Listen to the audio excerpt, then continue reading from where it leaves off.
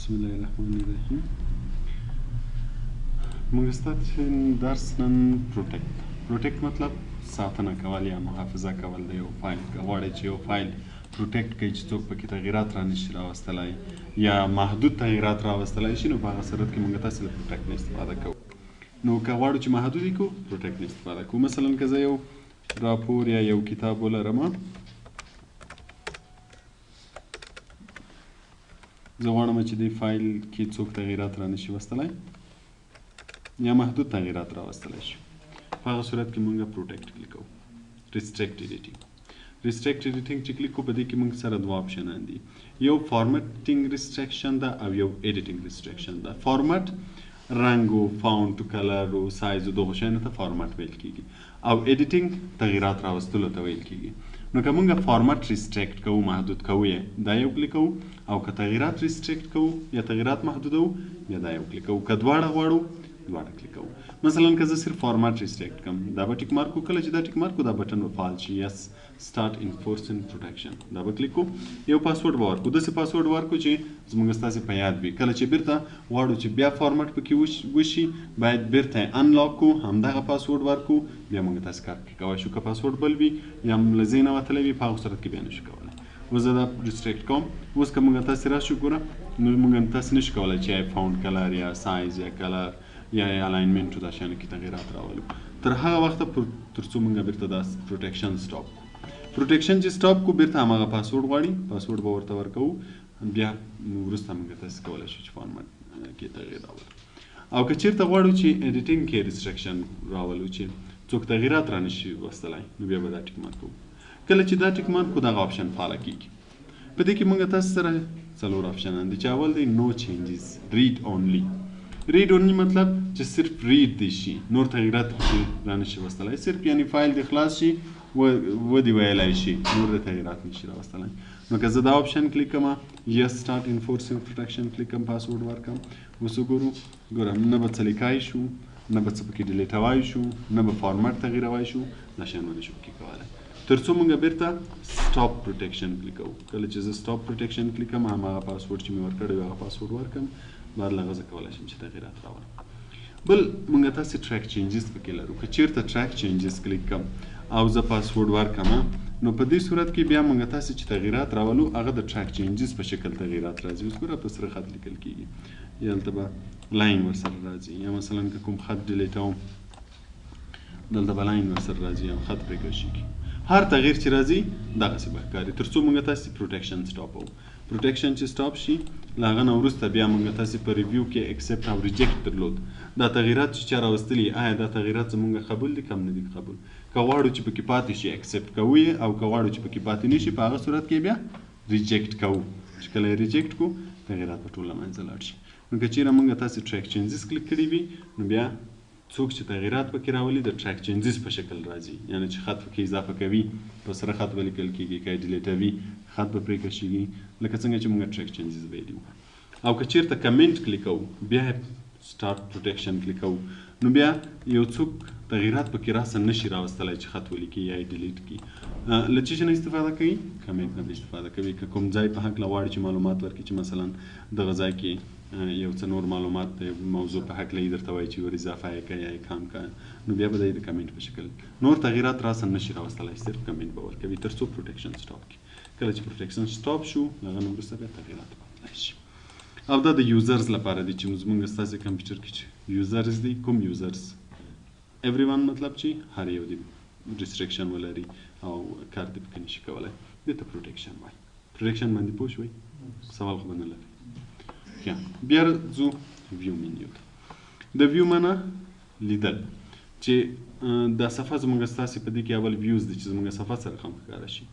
که چېرته زه ډېرو صفحو کې خط ولرم، مثلا دویمه صفحه یو 3-4 صفحو کې خط لرم، اوس فعلا چې کلیک ده پرنټ لی آوټ کلیک ده. موږ تاسو چې همیشه کار کوو باید پرنټ لی آوټ کې کار وکړو، ځکه چې پرنټ لی آوټ کې موږ ته د صفحې څلور اړخه ټول معلومیږي، همیشه ټاپ، لیفت، رایټ او د سکرول په ذریعه کوای شو وینې بوټام دویمه صفحه درېیمه صفحه ټولې صفحې ټولې مشاهده کړای شو. نو که چېرته موږ تاسې کار کوو په هغه صورت کې که موږ تاسې پرنټ لیاوټ نه استفاده وکړو نو موږ ته به د صفحې ټول کونجونه معلومیږي او ښه ایډیټینګ به کوای شو. نو د کار په وخت کې همیشه پرنټ لیاوټ نه استفاده وکړئ. بل ریډ موډ که چیرې موږ تاسې ریډ موډ کلیک کوو نو دا وینې د ریډ لپاره استفاده کیږي. مینیوز او ټول بارز دا شیان به ټول هایډ کیږي او موږ تاسو ته د یوه صفحې په شان که چیرته سکرول بار کلیک کوو دویمه صفحه او درېیمه دا به هم بیا راته معلومیږي. ریډ موډ صرف د ریډ کولو لپاره د ویلو لپاره موږ تاسې استفاده کوو. که اسکیپ بټن ووهو بیرته به ختم شي.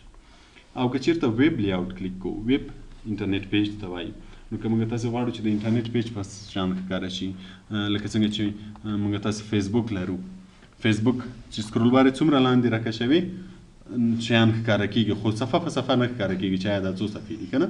نو که چېرته موږ دلته ویب لیاوټ کلیک کوو نو موږ ته به هم په همدغه شکل باندې صفحې ښکاري نه چې څو صفحې دي د ټولو صفحو خطونه به همداسې نږدې نږدې سره ښکاري. اوس دلته ګوره موږ تاسو ته نه معلومیږي چې دا ټول څو صفحې دي خو که چېرته ډېر زیات صفحې وي مثلا هر صفحې کې یو څه خط لیکلی وي نو موږ تاسو به ټول نږدې ښکاره شي او ټول به ویلی شو او هره صفحه به جدا جدا نه راته ښکاري. که چېرې پرنټ لیاوټ کلیک کړو بیرته به پرنټ لیاوټ ښکاره شي. بل موږ تاسو سره ډراپډ ده. ډراپ هم تقریبا ویب لیاوټ غوندې هره صفحه جدا جدا نه ښکاره کوي ټول یوې صفحې غوندې ښکاره کوي. که چېرې موږ تغییرات پکې راوستل کوم ځایو کې ویلو لپاره به هم اسانه وي د بعضو تغییرات راوستلو لپاره چې مثلا سپیلینګ ګرامر یې وګورئ یا یې ووایئ هم به راته اسانه وي. نو دا ډراپ شو. بل آوټلاین چې موږ تاسې استفاده کوو آوټلاین به همیشه د هیډینګز لپاره استفاده کیږي. یعنی کله چې موږ تاسې فهرست جوړو موږ ویلې چې باید هیډینګز ولرو که نه نو د هیډینګز لپاره د آوټلاین هم اسانه لار ده او هم که چېرې زموږ ډاکومنټ کې هیډینګز موجود وي هم موږ هیډینګز کې ډېر په اسانۍ سره تغییرات په آوټلاین کې راوستلی شو. مثلا که زه هیډینګز ولرم یو هیډینګ به دلته جوړ کړم وینډوز هیډینګ تر اوسه نه اپلای کوم موږ کولی شو چې د آوټلاین له لارې په دې هیډینګ ډېر په اسانۍ سره اپلای کړو. مثلا په دې صفحه کې یو بله موضوع لرم د اکسل په نوم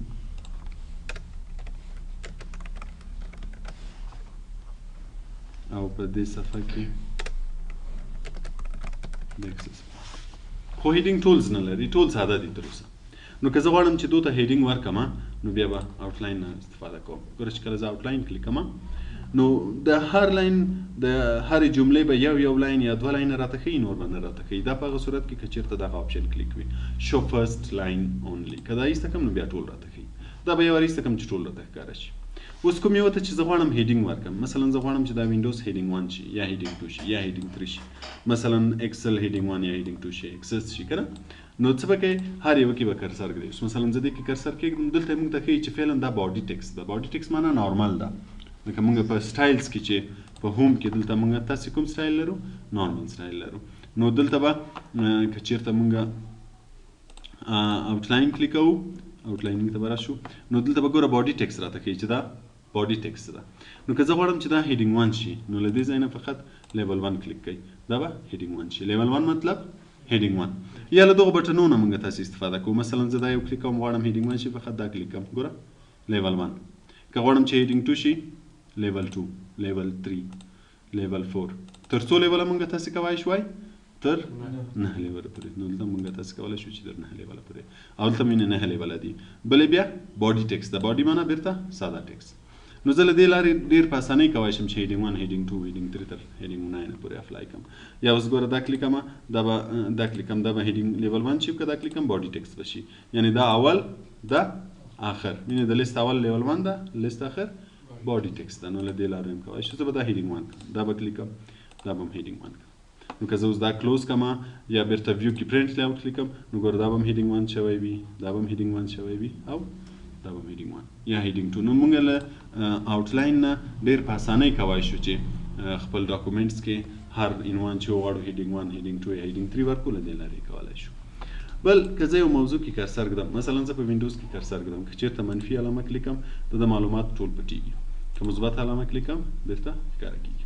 که زه غواړم چې یو موضوع پورته او کاته راشي مثلا زه دا اکسل غواړم چې له وینډوز نه مخکې راشي نو یوه لار خو به یې دا وه چې موږ به سلیکټوو کټوو به یې خو اسانه لارې موږ له دې ځای نه کولی شو. که چېرته زه شو فرست لاین کلیک کړم چې د هر یوه صرف یو لاین ښکاره شي اوس زه دا موضوع غواړم چې بره راشي، همدا موضوع به داسې انتخاب کړو. له دې ځای نه زه کولی شم چې دا بره بوځم. وینې چې ستونه کلیک کوم بره ځي، چې ستونه کلیک کوم لاندې راځي په هر پوزیشن چې غواړي.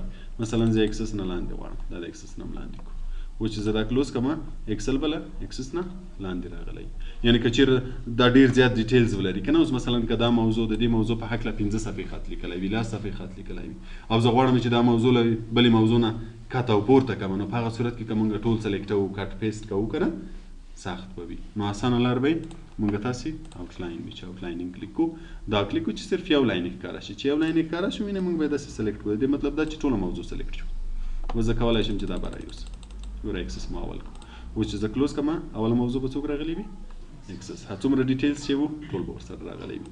نو آوټلاین چې ده موږ تاسې همیشه د لیولز لپاره چې کله غواړو چې هیډینګز ورباندې اپلای کړو هغه وخت یې اپلای کولی شو. دا آوټلاین او ویوز شو. وروسته موږ تاسې شو لرو. شو هم ښکاره کېدو ته وایي چې کوم شی شو شي، کوم شی شو شي. اوس ګوره رولر ټیک مارک ده، نو رولر چې ده شو ده، ښکاره کېږي. که یې ایسته کړو ایسته کېږي، وایي که یې کلیک کړو بېرته به راځي. ګریډ لاینز موږ تاسې مخکې هم ویلي وه چې صفحې کې وینې ګریډ لاینز راشي، دا خانې خانې. که غواړو چې ګریډ لاینز ښکاره شي کلیک کوو، که غواړو چې ښکاره نه شي ایسته کوو. نیویګیشن پین که کلیک کوو دغه شي ته نیویګیشن پین وایي. دې کې موږ تاسې هیډینګز هم لرو، پیجز هم لرو، ریزلټ هم لرو. اوله هیډینګز کې چې دلته موږ تاسې څومره هیډینګز ولرو، لکه اوس ګوره اکسس لرو، وینډوز لرو او اکسل لرو. نو که زه په هر هیډینګ کلیک کوم هماغه هیډینګ به دلته راسن ماته ښکاره کېږي. که چېرې اکسل کلیک کوم اکسل به ښکاره کېږي. نو که چېرې موږ یو ډاکومنټ ولرو چې پکې ډېر زیات هیډینګ وي، نو دغه نیویګیشن پین له لارې به موږ تاسې ډېر په اسانۍ کولی شو چې یوه هیډینګ نه بل هیډینګ ته لاړ شو. مثلا یو موضوع په کار وي اکسس، نو که چېرې زه د سکرول بار له لارې داسې ځم هغه موضوع پیدا کوم، که ډېرې زیاتې صفحې وي امکان لري وخت واخلي. نو اسانه لارې چې هر هیډینګ کلیک کوې هماغه هیډینګ به دلته موږ تاسو ته ښکاره کېږي. که چېرې دلته پیجز کلیک کوو بیا به صفحې راته ښکاره کېږي. له دې لارې نه هم ګوره وړې وړې ښکاري، موږ تاسې کولی شو چې هره صفحه راولو. زه اوله صفحه کلیک کړم اوله صفحه به راشي، دویمه صفحه کلیک کړم دویمه صفحه به راشي. نو دغه شي ته نیویګیشن پین وایي. او ریزلټ چې ده د سرچ لپاره استعمالیږي. که غواړې چې په د ډاکومنټ کې کوم شی پیدا کړي، لکه په هوم کې چې موږ تاسې د فایند ویلی وي یو جمله یو لغت، نو زه دلته لیکم مثلا زه وایم چې بریا راته پیدا کړه، نو دی به هغه ټول انتخاب کړي او دلته به راته وایي چې څو ځایه لیکل شوې بریا 4 او ټوله به دلته انتخاب هم کړي. نو دا یې ریزلټ شو. نو موږ تاسې نیویګیشن پین د هیډینګز لپاره هم استفاده کولی شو، پیجز لپاره هم او د سرچ لپاره هم استفاده کولی شو. که چېرته غواړئ چې نیویګیشن پین ختم شي کلیک یې کوئ ختم به شي. له شو نه وروسته موږ تاسې زوم لرو. دلته هم زوم موږ درلوده او په دې ځای کې هم موږ تاسې زوم درلود. چې که غواړو چې خط یا دا صفحه غټه وړه ښکاره شي په هغه صورت کې موږ له زوم نه استفاده کوو. خو نارمل زوم همیشه څو فیصده وي؟ 100. او چې په 100 کې څومره ښکاره کېدو پرنټیږي به هم عمره. خو که بعضې وختو کې غواړې چې لږ درته غټ ښکاره شي کولی شي چې زوم یې زیات کړې، او که غواړې چې وړه درته ښکاره شي زوم یې کم کړې. خو نارمل به یې 100% وي. دلته که چېرې موږ تاسې زوم کلیک کوو یو ډایلاګ باکس خلاصېږي، یو باکس خلاصېږي چې په دې کې درته وایي چې څو فیصده غواړئ چې زوم یې کړې. فعلا پکې 100% کلیک ده. که زه غواړم چې 200% زوم شي کلیک یې کړه اوکې کړه 200% به زوم شي. دلته به هم ګورئ 200% خپله چینج شي. یا له دې ځای نه هم کلیک کولی شو تر څو دا راشي. مثلا ورته وایم چې 15% دې شي. یا دلته خپله هر څو عدد چې غواړو ولیکو هغومره فیصده موږ یې زوم کولی شو، کم او زیات هم کولی شو. که چېرې پیج بیټ کلیک کوم اوکې کوم نو د صفحې په اندازه به، یعنې د صفحې دا سر او دا سر به د سکرین په مطابق راته ښکاري. ګوره دا سر او دا سر د سکرین مطابق. که چېرې موږ تاسې پیج بیټ کلیک کوو په زوم کې پیج، که ټکسټ بیټ کلیک کوو بیا به دا خط د سکرین په اندازه راته ښکاري. ګوره مخکې چې به د صفحې سرونه ښکارېده لیفټ ټو رایټ، اوس صفحه ده خط په اندازه ښکاري چې خط له کوم ځای نه شروع ده په کوم ځای ختم ده، صفحه همغومره راته ښکاري. او بل په دې کې هول پیج ده چې ټوله صفحه درته ښکاره شي، هم سر لیفټ رایټ او ټاپ او بوټم. ملټي پیجز چې 2 صفحې درته ښکاره شي. او که چېرې موږ تاسې دلته مینی پیجز کلیک کوو، مطلب چې څومره صفحې لرم ټولې راته وښایي. یا له دې ځای نه موږ تاسې کولی شو چې ورته وایي 2 صفحې راته وښایي، 3 صفحې راته وښایي. خو که چېرته مینی پیج کلیک کوو اوکې کوو نو چې هر څو صفحې ولرو ټولې به راته ښکاره کړي چې وګورئ چې ټولې څو صفحې لرم. خو نارملې 100%. دا زموږ ستاسې زوم شو. پوه شوئ تر دې ځای؟ مشکل خو به نه لري.